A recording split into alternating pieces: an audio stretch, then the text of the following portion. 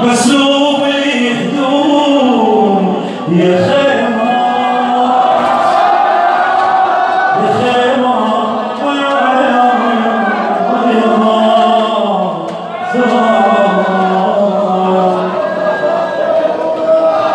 يا خيمة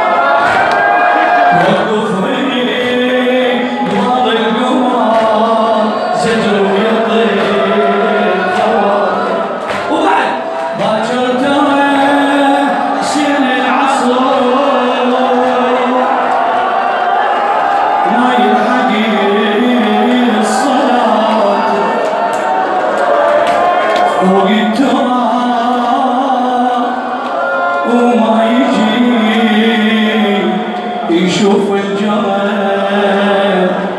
الخواتم. انا واحد شيء هذا البيت وجع قلبي بالذات هذا البيت وجع قلبي لما تقول يا الاخوان واجر عازتكم يا الاخوان وانتم صناعتكم يا وليان بين الخيل زينبكم ونحن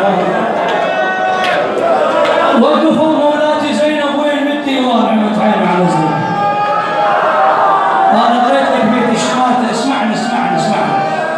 اسمعني اخليك تبكي ولا خلاك تروح اخليك تبكي بيت الشماتة قريت لك اياه كلها بصفحة والشماتة بصفحة. انت شايف اثناء مسير الرعد لما يمشون زينب خوف مبتليه بي من يروح يمسكين بالنسوان بالفاطمه او هذول الملاعين يمشون ويضحكون. قلت لنا الحسين او هو يمشي هو يمشي سكينه ويشمتون. اسمعني بدو اروح لك انا جسامه مني ابوي ولا بصراحه انا مثل خاص هو وحده وقفه زينه بس هالبيت هذا اقول لك اياه واختمه اريد اكون جمره يبقى بقلبك، ايش قد ما عشت حياتك يبقى جمره هذا البيت بقلبك، ومتاكد راح يبقى بقلبك، راح يزرف قلبك زرف ادري بيه. لما وقفت زينب بعد ذاك الوضع، اطفال عيونها مرمى، ملابس مشرفه محرقه، ما اسولف لك، يعني في وضع ما تتمنى للعدو. تقرا هذا اللعين لما كانت واقفه مولاتي زينب والنسوان وزيد العابدين، تدري ايش قال زينب؟ باوع عليها وضحك، قال وين ابو فاضل؟ وين العباس؟ ايش قالت له؟ هذا البيت اريد يبقى بقلبك. باوع اسمعني العباس عليه، هذا البيت اريد يبقى بقلبك. ايش قالت له؟ يا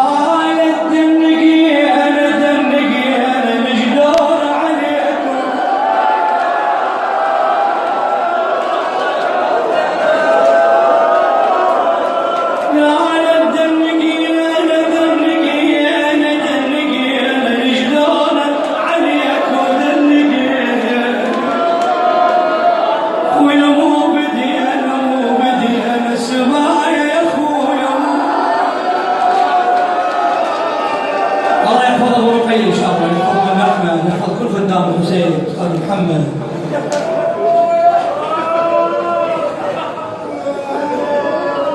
حتى يختم المولد في الورد. جزاكم الله خير، ما قصرتوا.